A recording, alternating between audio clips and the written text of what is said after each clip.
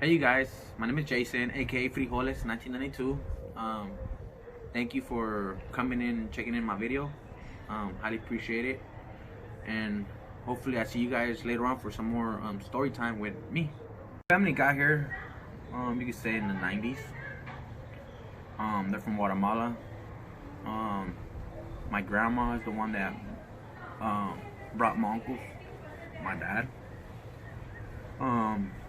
Like I said, it started with domestic violence, alcohol abuse, and my grandmother got tired of it. She put it on for so many years, like 15, 20 years almost. And she got tired, like I said, she got tired of being belittled, put down, and she decided, you know what, I don't need no man, I can do it myself. I can bring my 5 children to America. And she did. She left my grandfather basically all alone. No children, just from his other wife.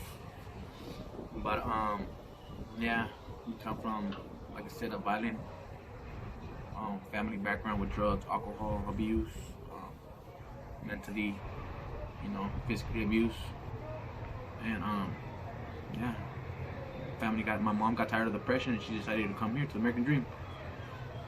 So to me, coming from an immigrant family, I was the anchor baby. I was the reason why my family had a support or an income of any type. I was raised by my grandmother since I was 3 months old, and I've been in the system basically since I was born. I was in and out of court, family court, a lot of other courts, but that helped my family have established a stronghold here.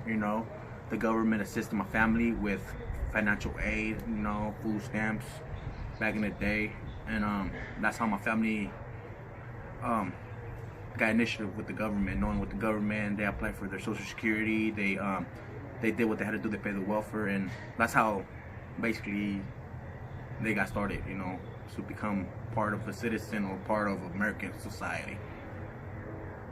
Yeah. Mom and dad were fighting for custody at the end of the day. I don't know how, only God knows. My dad ain't here to tell me. But my dad ended up with me, and my dad made a contract with my grandmother to say for like 9-10 years she'd take care of me. Meanwhile, he built a house in Guatemala for us. And but with a condition that every single year I go visit. And I did. For the last nine years, I was in and back. I went to school there, 1st and 2nd grade. I learned how to read and write English, Spanish. But I don't use it much, because I'm American. But other than that, my dad, he had his own business. He had a shoe business. Yeah, he did knockoff shoes, but it was his own business. He had his own customers that did like and support his business. And yeah, coming from immigrant family that don't know how to read or write English, or don't know or have the proper education to comprehend.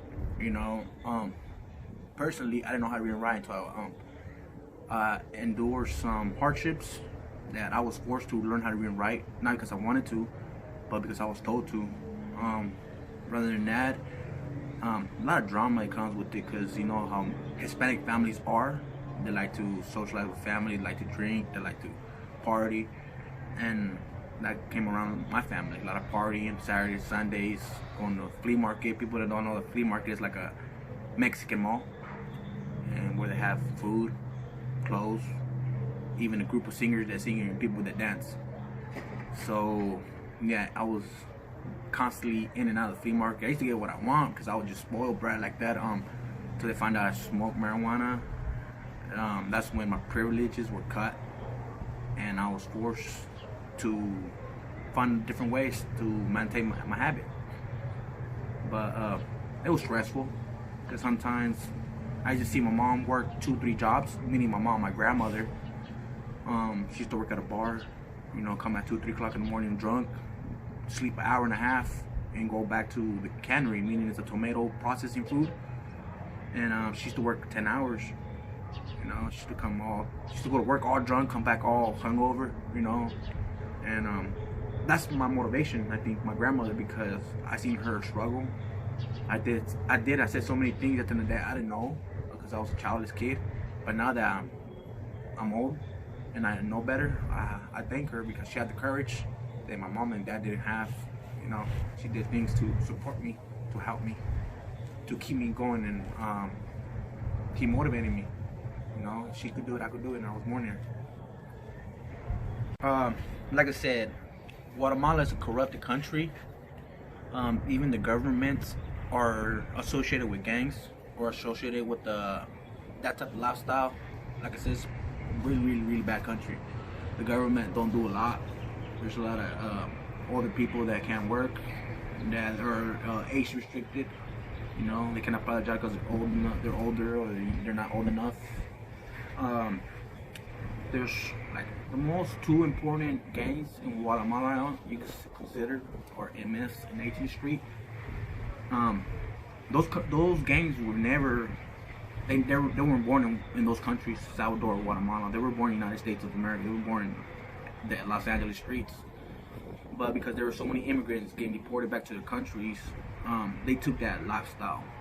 They took that back to their countries, and they adopted it, and they became a group organization, you know. And MS is not really founded by Mexican mafia. 18th Street, yes, you know, they politic with the Mexican mafia right next to them in the same yard. There's a lot of drug abuse. You know. There's kids abusing drugs over there. There's kids like to wear smell glue, some type of glue. They're like 8, 9 years old, homeless, living in the streets. It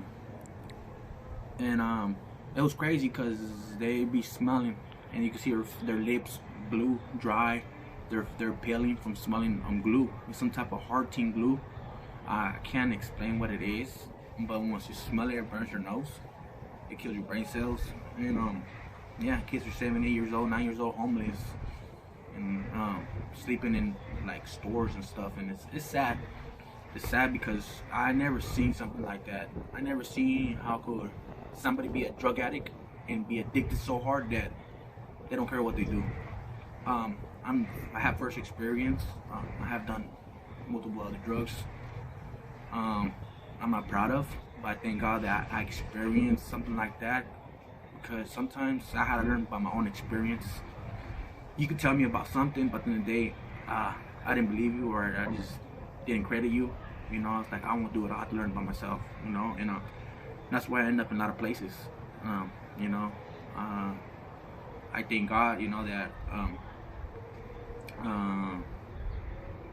my dad, you know, he was a little bit religious. At the same time, he was a little bit into the lifestyle of gangs. You know, my dad didn't believe or support them. You know, my dad was a Sureño from LA.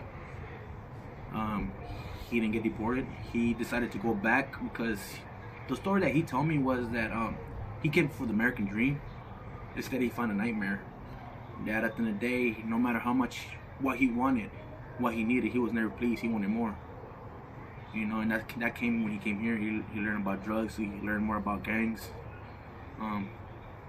Yeah, but like I said, it wasn't for God or the fear of God, my dad would have been crazier. You know, my dad came here at the age of 11. Came by himself in a selling a box of candies.